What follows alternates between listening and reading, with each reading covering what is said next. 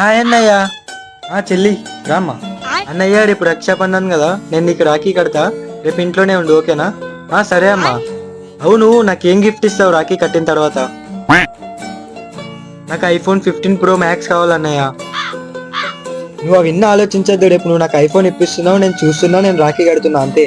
Bye bye అన్నయ్య. అబ్బా, ఇప్పటికిప్పుడు ఐఫోన్ ఎక్కువ తీసుకురావాలి, ఇప్పుడు ఎలా?